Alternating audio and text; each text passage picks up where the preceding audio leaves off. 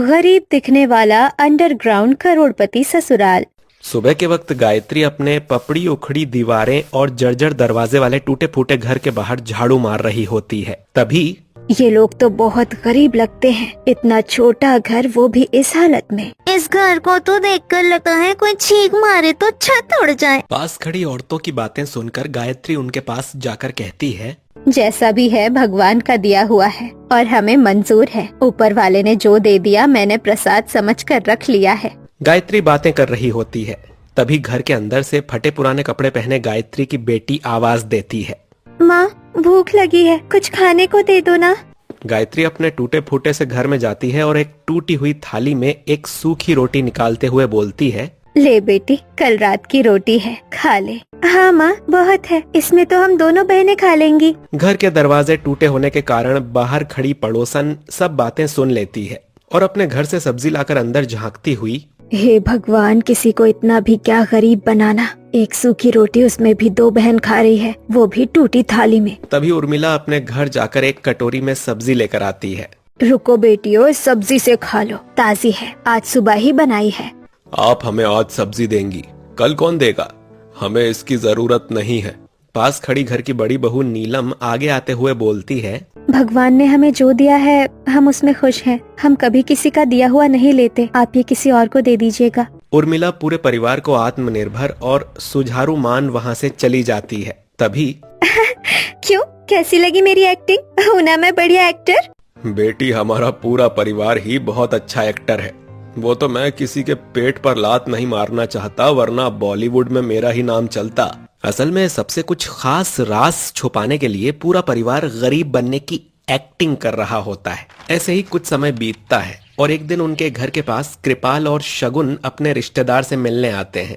यहीं कहीं तो उनका घर हुआ करता था। अभी कुछ दिन पहले ही तो आए थे हम लोग। आपसे पहले आपकी याददाश्त बूढ़ी हो गई है। 2 साल पहले आए थे आप। अरे किसी से रास्ता पूछ लीजिए। अरे ठहरो, तुम जरा मुझे देखने दो। कृपाल चारों तरफ अपनी नजरें दौड़ाते हुए गायत्री के घर पर आकर टिक जाता है। ऐसा टूटा फूटा घर, लगता है ये घर यहाँ के सबसे बड़े गरीबों का है। अरे तो आपको क्या करना है, जल्दी चलिए अपने रिश्तेदार के घर, मैं धूप में खड़ी काली हो जाऊंगी। हाँ हाँ चलो, मुझे भी रास्ता याद आ गया। कृपाल अपने रिश्तेदार मनीष के घर पहुँच जाता है और उनसे बात करते हुए कहता है, जरा एक बात बताना, 2 गली पीछे जो सबसे टूटा फूटा घर है वो किसका है? वो घर यहाँ के सबसे बड़े रईस का है। पैसे से नहीं, व्यवहार में आज तक किसी का दिया हुआ नहीं लिया। कहते हैं जो भगवान ने दे दिया है उसमें संतुष्ट है। अच्छा ऐसी बात है। वैसे परिवार के लोग कैसे हैं? काफी बड़ा परिवार है।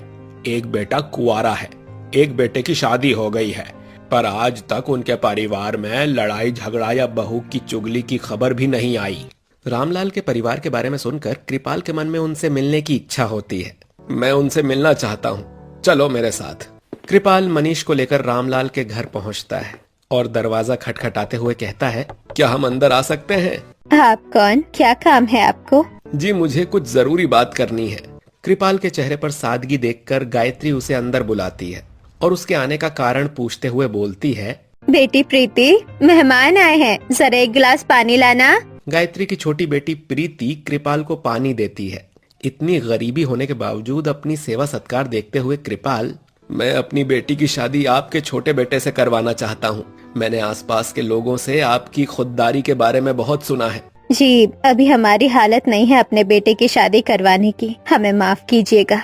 बुरा मत मानिएगा, बेटी का पिता हूँ ना, अच्छे रिश्ते ढूंढने पड़ते हैं। कृपाल मुस्कुराते हुए चुपचाप गायत्री के घर से निकल जाता है और इस बारे में किसी को कुछ नहीं बताता। पर शाम को एक लालटेन जलाकर गायत्री पूरे परिवार के साथ पिज्जा खाते हुए कहती है, आज हमारे छोटे बेटे का रिश्ता लेकर एक आदमी आए थे, हम अभी शादी करवाने के लायक नहीं है कहकर उन्हें मना कर दिया। हमारे भैया है ही इतने हैंडसम, इस हालत में देखकर भी भैया के लिए रिश्ते आ रहे हैं। कहीं गलती से उस हालत में देख लिया तो शादी किए बिना मानेंगे नहीं। तुमने उन्हें मना क्यों कर दिया? हमने अपने घर के लिए बड़ी बहू तो सही ढूंढ ली, पर छोटी बहू भी तो ऐसी ढूंढनी पड़ेगी जो हमारे राज को राज रखे। कोई बात नहीं, मैं कल ही उनके बारे में पता करके आपको बताता हूँ। जहाँ अगले दिन शाम को, क्या हुआ, पता किया वो कैसे लोग हैं? बहुत गरीब लोग हैं पर दिल के बहुत अच्छे हैं। मुझे तो अपने छोटे के लिए उनका रिश्ता ही सही लग रहा है। कल ही हम लोग उनके घर अनमोल का रिश्ता लेकर जाएंगे। सभी वैसे कपड़े पहनना जैसे मैंने बताए हैं। अगली शाम कृपाल के दरवाजे की घंटी बजती है। बाहर अनमोल अपने माता पिता और बड़े भाई के साथ सब बेहद पुराने साधारण कपड़ों में खड़े होते हैं। आइए जी आइए जी, अंदर आइए। इतनी ठंड में बाहर क्यों खड़े हैं? जी नमस्कार, हम आपकी बेटी को देखने आए हैं। हाँ हाँ जरूर, पहले आप अंदर आइए। कृपाल अनमोल के परिवार को अंदर बुलाता है और एक चटाई पर बिठाता है। आपके जाने के बाद लड़की के बारे में बहुत सुना है। हमारे बेटे के लिए आपकी बेटी से अच्छी कोई लड़की नहीं हो सकती। दोनों परिवार आपस में बात कर रहे होते हैं। तभी पूनम बाहर से अंदर आती है और सबको मेहमान समझ नमस्ते कर अंदर चली जाती है। बहन जी, आपकी बेटी बिल्कुल हमारी बड़ी बहू जैसी है। इसका मतलब आपको हमारी बेटी पसंद है? बिल्कुल पसंद है। हम आपसे रिश्ता जोड़ने के लिए तैयार हैं। हम दहेज नहीं लेंगे, पर हम कोशिश करेंगे बहू को कोई कमी महसूस ना हो। दोनों परिवारों की रजामंदी से कुछ दिनों बाद शादी का दिन रखा जाता है। अनमोल के परिवार वाले पुराने कपड़े में अपने बेटे की शादी करवाते हैं, जिसे देख लोग बातें बनाना शुरू करते हैं। अरे ये तो बहुत गरीब घर का लड़का लग रहा है। लड़की की जिंदगी इसके बाप ने तो कठिन कर दी। दहेज ना देना पड़े शायद इसलिए बेटी को ऐसे घर में भेज रहे हैं। बिना किसी भीड़ भाड़ के बहुत आसान तरीके से शादी पूरी होती है। बारात ससुराल पहुंचती है। पूनम गृह प्रवेश के लिए घर के बाहर खड़ी है। वो घर की जर्जर हालत और टूटे दरवाजे को देखते हुए सोच में पड़ जाती है। हे भगवान, कहीं 2 वक्त की रोटी मुश्किल मत करवा देना। इनके तो घर के दरवाजे भी टूटे हुए हैं। जिनके दरवाजे टूटे हैं उनके घर में क्या ही होगा। बहू, अपने दाहिने पैर से कलश गिराकर गृह प्रवेश करो। पूनम गृह प्रवेश करती है और घर के अंदर जाकर चारों तरफ नजरें दौड़ा रही होती है कि तभी क्या देख रही है बहू? हम गरीबों के पास यही है तुम्हें देने के लिए। भगवान ने मुझे जो दिया है मैं उसी में संतुष्ट हूँ। मेरी शादी पक्की होते ही मैंने आपको ही अपना परिवार मान लिया था। ऐसे ही पूनम का गृह प्रवेश पूरा होता है, जहाँ पूरा परिवार जमीन पर एक बिस्तर और एक चद्दर में सो रहे होते हैं। कोई इतना गरीब नहीं हो सकता है कि अपने भाई बेटे की शादी में एक अच्छा कपड़ा ना पहन सके। कुछ तो बात जरूर है। शादी से थकी हुई पूनम अपने ससुराल के बारे में सोचते हुए तुरंत सो जाती है, पर वो नहीं जानती थी कि जिस परिवार को पूरा शहर गरीब समझता है वो असल में शहर का छुपा अंडरग्राउंड करोड़पति ससुराल है। ऐसे ही अगले दिन घर के बाहर ये लोग आज अपनी बहू को पहली रसोई में क्या बनाने कहेंगे? सूखी रोटी? जो भी कहेंगे तुम्हें नहीं बनाना है। उनके घर का निजी मामला है। बहू, आज पड़ोसियों में इसी बात की चर्चा है कि हम नई बहू से पहली रसोई में क्या बनवाएंगे। बताइए ना माँ जी, क्या बनाना है? मैं भी बना दूंगी। मैं थोड़े से खीर के चावल और दूध लाई हूँ, इसकी खीर बना दे। मैं बस 2 मिनट में बना दूंगी। पूनम कमरे में चारों तरफ नजरें दौड़ाती है। कहीं गैस चूल्हा न दिखने पर वो अपनी सास से पूछते हुए, माँ जी, गैस चूल्हा कहाँ है? खीर किस पर बनाऊंगी? हमारे घर में गैस चूल्हा नहीं है। हम मिट्टी के चूल्हे पर लकड़ी जलाकर खाना बनाते हैं। हमारे घर में गैस चूल्हा नहीं है, पर आजकल तो सभी के घर में गैस चूल्हा होता है। माफ करना बहू, तुम्हें चूल्हा फूकना पड़ेगा। कोई बात नहीं माँ जी, अपने घर में ही तो चूल्हा फूकना है, दूसरे के घर में थोड़ी। प्रीति, पायल, तुम बस मुझे चूल्हा लकड़ी कहाँ है ये बताओ। पूनम मिट्टी के चूल्हे पर लकड़ी से खीर बनाने लगती है और खीर बनाते हुए, वाह भगवान, क्या आशीर्वाद दिया। गैस चूल्हे से सीधा लकड़ी के चूल्हे पर भेज दिया। पूनम खांसते खांसते मिट्टी के चूल्हे पर खीर बनाती है और पूरे घर को खीर खिलाकर अपनी पहली रसोई की रस्म को पूरी करती है। बहू ने खीर बहुत अच्छी बनाई है। अब मुझे कपड़े बदलने हैं। बहू को बाहर ले जाओ। बहू, हमारा छोटा सा घर है। जब कोई कपड़े बदलते हैं तो बाकी के लोग बाहर चले जाते हैं। तुम्हारे ससुर को कपड़े बदलने हैं बाहर जाने के लिए। तुम थोड़ी देर बाहर चली जाओ। मैं समझ सकती हूँ माँ, मैं बाहर चली जाती हूँ। जब पापा कपड़े बदल ले तो मुझे बुला लीजिएगा।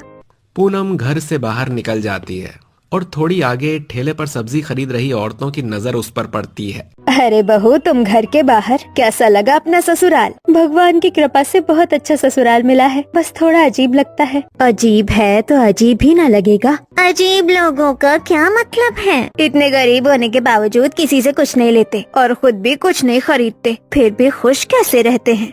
इसी तरह पूनम लोगों से बात कर रही होती है। तभी उसकी ननंद उसे आवाज देती है, माँ जी बुला रही है, मैं चलती हूँ। पूनम गायत्री को रोटी लिए और नीलम को सब्जियां लिए खड़ा देख, पापा जी, जेठ जी और अनमोल कहाँ गए और ये खाना कहाँ से आया?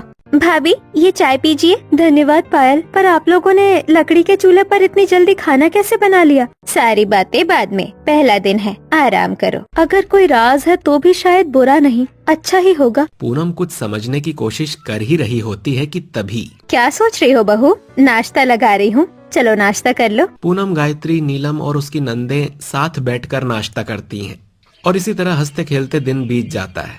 और रात को खाना खाते हुए परिवार का माहौल इतना अच्छा होता है कि पूनम थोड़ा रिलैक्स होकर कहती है, आप लोग बहुत ही अच्छे हैं, आप लोग मेरा बहुत ख्याल रख रहे हैं। पूरा दिन बीत गया और मुझे अपने घर की याद अब तक नहीं आई। तभी रामलाल पूनम की तरफ देखते हुए कहते हैं, छोटी बहू, हम गरीब हैं, यहाँ गरीबी है, लेकिन हमारे परिवार में प्यार बहुत है। हम यही कोशिश और उम्मीद करेंगे कि तुम आराम से अपने इस नए घर में रह सको।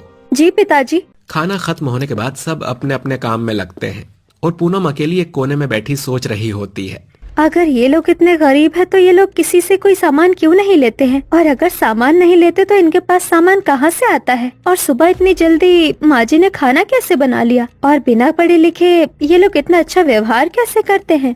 पूनम कोने में बैठी सारी बातें सोच ही रही होती है कि तभी एक और अजीब घटना होती है। अनमोल का बड़ा भाई आकाश अचानक परेशान चेहरे में घर आता है। अरे ये क्या, ये मैं अपने साथ कैसे ले आया? हे भगवान, अब क्या करूं? आकाश अपनी जेब में रखे कुछ सामान के लिए परेशान था। एक काम करता हूं, इसे छुपा देता हूं। आकाश की जेब में नया आईफोन होता है, जिसे वो आते ही अपने पुराने टूटे फूटे फोन के कवर में छुपा देता है। फोन छुपाते हुए पूनम की नजर आकाश पर पड़ती है। पूनम, ये चाय मिल सकती है क्या? जी आकाश जी, पर आप कुछ छुपा रहे थे? नहीं नहीं, मैं क्या छुपाऊंगा, मैं तो बस यूं ही। कुछ नहीं, आप एक कप चाय लाइए ना। पूनम चाय बनाकर लेकर आती है तो देखती है कि आकाश अपने फोन को तेजी से बोरों के नीचे छुपाता है। पूनम इसे नोटिस करती है लेकिन आकाश से कुछ नहीं पूछती है। और इसी तरह पूरा परिवार पहले दिन की ही तरह एक बिस्तर पर एक चादर लिए सो जाता है। यहाँ माँ जी घर के बाहर ही क्यों झाड़ू मारती है? झाड़ू तो घर के अंदर मारना चाहिए। एक काम करती हूँ, मैं बाद में घर के अंदर झाड़ू मार दूंगी। गायत्री झाड़ू मारकर अपनी बड़ी बहू के साथ बाजार चली जाती है। माँ जी तो है नहीं, मैं घर के अंदर झाड़ू मार लेती हूँ, आएंगी तो देखकर खुश हो जाएंगी। पूनम पास पड़ी झाड़ू उठाकर झाड़ू मारने लग जाती है। झाड़ू मारो ऐसा घर साफ हो जाए कांच जैसा, चमके जैसे कोई आए ना। हो। पूनम गाना गुनगुनाते हुए झाड़ू मार ही रही थी कि तभी उसका पांव सीक्रेट गेट के पास जा फंसता है और वो डगमगा कर पास की दीवार पर टिक जाती है। तभी कुछ खिसकने की आवाज आती है। ये आवाज कैसी आई? तभी पूनम दीवार पर हाथ रखती है और दीवार थोड़ी धंस जाती है। पूनम चौंक कर पीछे हटती है। हे भगवान, ये क्या हुआ? दीवार अंदर धंस गई और ये जमीन हल्की खुल कैसे गई? घर की दीवार लकड़ी की बनी नकली दीवार थी और जमीन के ढक्कन को खिसकाने पर नीचे जाने वाली ऑटोमेटिक सीढ़ियां थीं। लगता है यही है मेरे ससुराल वालों का राज। जरूर नीचे कोई बड़ा कमरा होगा जिसमें उन्होंने ढेर सारे पैसे छुपा रखे होंगे। अंदर तो बहुत अंधेरा है, पर चलो चलकर देखती हूँ, जो होगा देखा जाएगा। पूनम डरती हुई ऑटोमेटिक सीढ़ियों पर खड़ी हो जाती है। सीढ़ियां उसे लेकर नीचे जाने लगती है और नीचे पहुंचते ही पूनम की आंखें फटी की फटी रह जाती हैं। इतना बड़ा अंडरग्राउंड बंगला, ये तो किसी करोड़पति का ही हो सकता है। कहीं ये मेरे ससुराल वालों का तो नहीं? पूनम की आंखों के सामने अंडरग्राउंड करोड़ों का बंगला खड़ा था। ये तो किसी मॉल से भी बड़ा है। ऐसा करोड़पति बंगला तो सिर्फ कहानियों में सुना है, पर असल में अंडरग्राउंड करोड़पति बंगला है। ये तो मैं अभी ऊपर जाती हूँ, तब सभी से पूछूंगी। पूनम ऑटोमेटिक सीढ़ियों पर चढ़ जाती है और ऑटोमेटिक सीढ़ियां पूनम को वापस उसके घर में पहुंचा देती है। मेरे ससुराल वाले खुद को स्मार्ट समझ रहे थे, पर उन्हें पता ही नहीं बहू उन्हें ज्यादा स्मार्ट मिली है। पूनम अंडरग्राउंड दरवाजे को खोलकर खड़ी थी। तभी पूनम की सास, जेठानी और ननंद आती हैं। ये सीढ़ियाँ कहाँ जाती है? ये दीवार निकली क्यों है? भाभी, समय आने पर सब बता देंगे, अभी सीढ़ियों पर मत उतरना। पूनम देखती है कि नंदों की आवाज में डर नहीं बल्कि किसी बड़े राज को छुपाने की मजबूरी है। हमारा घर जैसा दिखता है वैसा है नहीं, लेकिन यहाँ कोई गलत काम नहीं होता। पर मैं तो अंदर जाकर आ गई, नीचे एक बहुत बड़ा अंडरग्राउंड करोड़पति बंगला है। अरे अब क्या बहू पूरे मोहल्ले को बताएगी? थोड़ा धीरे बोल। मुझे अभी सारा सच बताइए, कौन है आप लोग क्या करते हैं और ये अंडरग्राउंड बंगला क्यों बनवाया है? बहू जब तुझे आधी सच्चाई पता चल गई है तो पूरी सच्चाई आज रात हम तुझे बता देंगे। पूनम अपनी सास की बातों में और भी उलझ जाती है। समय जल्दी बीत जाता है और शाम को घर के सभी मर्द भी आ जाते हैं। एक बात पूछूं, तुम लोग इतने गरीब क्यों दिखते हो जबकि सच कुछ और है? अनमोल कुछ सेकंड खामोश रहता, फिर वो पूनम का हाथ पकड़कर धीरे से कहता है, मैं वादा करता हूँ तुम्हें कोई बुरा सच नहीं मिलेगा, बस थोड़ा समय दो, हमारी असलियत तुम्हें रात को पता चल जाएगी। अनमोल की बातों में गहराई और एक दबे हुए राज को महसूस करने पर पूनम मान जाती है। धीरे धीरे रात भी हो जाती है और रात को पूनम का पूरा परिवार अंडरग्राउंड रास्ते को खोलकर खड़ा होता है। पहले मैं जाता हूँ, मेरे आवाज देने पर बाकी लोग आ जाना। रामलाल ऑटोमेटिक सीढ़ियों से नीचे चला जाता है और एक आवाज लगाता है, सभी नीचे आ जाओ और दरवाजा अंदर से बंद कर लेना। घर के सभी सदस्य धीरे धीरे ऑटोमेटिक सीढ़ियों से अंडरग्राउंड करोड़पति बंगले के पास आ जाते हैं। बहू यही है वो राज जो हमने कई सालों से जमाने से छुपा रखा है। इसका मतलब आप लोग गरीब नहीं है और ऊपर जो घर है वो दिखावे का है। बहू हम लोग गरीब नहीं करोड़पति खानदान से हैं, पर अपने जुआरी भाई की वजह से मुझे अपनी संपत्ति को छुपा कर रखना पड़ता है। आपका एक भाई भी है, यानी कि मेरे चाचा ससुर? नाम मत लो उसका, वो तुम्हारा चाचा ससुर नहीं है। उसी की वजह से आज हमारी आधी प्रॉपर्टी बर्बाद हो गई। दरअसल रामलाल अपने छोटे भाई जिसे शराब, जुए और कई बुरी आदतें थीं, उसकी बातें याद कर पूनम को बताते हैं कि किस तरह उनके छोटे भाई ने उनकी आधी संपत्ति जुए में उजाड़ दी थी। रामलाल की ऊंची आवाज से पूनम डर जाती है। पूनम को डरा देख रामलाल हंसते हुए कहता है, अरे बहू तू क्यों डर रही है? तुझे पता है एक समय में मेरा भाई नशे की हालत में अपनी सारी संपत्ति कसीनो में हार आया। आप भी क्या पुरानी बातें बताने लगे बहू को। बहू बस तू इतना ध्यान रखना, ये बातें तुझे किसी को नहीं बतानी है। अब चल तेरे दूसरे ससुराल में तेरा असली गृह प्रवेश करवाते हैं। गायत्री बंगले के अंदर जाती है और आरती की थाली और चांदी के कलश में चावल रखती है। बहू अब अपने शुभ कदमों से गृह प्रवेश कर। पूनम गृह प्रवेश करती है और बंगले के चारों तरफ एक नजरें दौड़ाती है और बड़े बड़े कमरे, ऊपर लगी बड़ी बड़ी झूमर को देखते हुए, हे भगवान तेरी इतनी कृपा मुझ पर हो गई, तूने तो मेरे भाग्य ही पलट दिए। धन्यवाद भगवान। यहाँ वहाँ क्या नजरें घुमा रही है? पूरा बंगला ही तुम्हारा है। अभी रात हो गई है, कल सुबह अच्छे से देख लेना। पूनम मन में लड्डू खाती है। अनमोल के साथ अपने कमरे में जाती है जहाँ बड़े बड़े वार्डरूम मखमली बिस्तर पर लेटकर खुश होते हुए बोलती है, ये कमरा मेरा है? मुझे तो यकीन नहीं होता।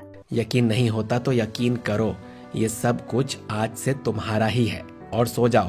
पूनम खुशी खुशी अपने नए ससुराल में सो जाती है और अगले दिन सुबह रसोई में, मम्मी भाभी उठ गई होंगी क्या? आज पहली बार घर की रसोई देखेंगी और हमारा अंडरग्राउंड बंगला घूमकर तो चौंक ही जाएंगी। तभी पूनम के कमरे का दरवाजा धीरे से खुलता है। हल्की गुलाबी सूती साड़ी पहने पूनम बाहर आती है। नमस्ते मम्मी, हमेशा खुश रहो। आओ रसोई दिखाती हूँ। रसोई में घुसते ही पूनम की आंखें थोड़ा फैल जाती हैं। रसोई बेहद आधुनिक थी। ऑटोमेटिक चिमनी, ग्लास पैनल, ऊंची कैबिनेट्स और किसी अच्छे महंगे होटल जैसी चमक। ये सब बाहर से तो ऐसा नहीं लगता था। हम लोग बाहर से ज्यादा दिखावा नहीं करते भाभी। गायत्री चाय बनाकर ट्रे सजाती है और पूनम को पकड़ाती है। ये पापा के लिए रख लो, उनकी चाय आज से हमेशा तुम देना। आज से ये तुम्हारी जिम्मेदारी। पूनम सिर हिलाती है, ट्रे पकड़ती है और धीरे धीरे ड्राइंग रूम की ओर बढ़ती है। रामलाल उसी सोफे पर बैठे होते हैं जहां वो हर सुबह अखबार और चाय के साथ दिन की शुरुआत करते हैं। पापा जी आपकी चाय। धन्यवाद बहू, तुम ठीक हो ना? घर में कोई दिक्कत तो नहीं है? नहीं पापा जी। उसी समय आकाश नीचे आता है। संभल कर, पापा जी की पहली चाय बनाना सबसे बड़ा एग्जाम होता है और अगर चाय कड़क निकली तो समझो फुल मार्क्स। तभी रामलाल दोनों भाइयों को घूर कर देखते हुए कहते हैं, तुम दोनों के बिना भी मेरी चाय ठीक होती है। सब हंस पड़ते हैं और ऐसे ही माहौल हल्का हो जाता है। इसी तरह रामलाल का परिवार दिन में अपने दिखावटी घर में और रात में अपने अंडरग्राउंड करोड़पति बंगले में रहता है। और एक सुबह पूरा परिवार अपने दिखावटी घर में बैठा होता है। बहू, आज का दिन आराम से बिताओ। आज हम लोग अंडरग्राउंड घर के लिए सब्जियां लेने जा रहे हैं। जी मम्मी जी। तभी अपने अंडरग्राउंड घर में तैयार होकर ऑफिस जाने के लिए नीचे जा रहे रामलाल कहते हैं, बहू ये घर तुम्हारा भी है, जो कुछ भी तुम करोगी समझदारी से करना। दोपहर होते होते गायत्री अपनी बेटियों और जेठानी के साथ सब्जी लेने बाजार चली जाती है। भैया आलू 5 किलो दे दो और 2 किलो ये प्याज दे दो। गायत्री अपनी बेटी बहुओं के साथ सब्जी खरीद रही थी कि तभी उस पर रामलाल के जुआरी भाई की नजर पड़ जाती है। अरे ये तो भाभी हैं, इतना सारा सामान ले रही हैं। मुझे लगता था ये लोग मुझे झूठ बोलते हैं, अभी भी इनके पास पुरानी प्रॉपर्टी है। पायल, प्रीति, मैंने सब्जियां खरीद ली है, चलो बेटी घर चलते हैं। अशोक गायत्री की बातें सुन लेता है और उसका पीछा करते हुए उनके घर तक पहुंच जाता है। गायत्री घर में चली जाती है और अशोक छुपकर घर के अंदर झांकने लगता है। बहू हम आ गए, सामान बहुत ज्यादा है, इसे जल्दी अंडरग्राउंड बंगले में रख दे। हाँ देवरानी जी, जल्दी अंडरग्राउंड दरवाजा खोलिए। पूनम अंडरग्राउंड दरवाजा खोलती है और गरीब दिखने वाला पूरा परिवार अपने अंडरग्राउंड बंगले में चला जाता है। अच्छा तो ये है इनका घर, अब बस रात होने की देर है। जैसे ही रात होती है घर के सभी सदस्य अंडरग्राउंड बंगले में सोने चले जाते हैं, पर पूनम आज गरीब घर में सो रही होती है।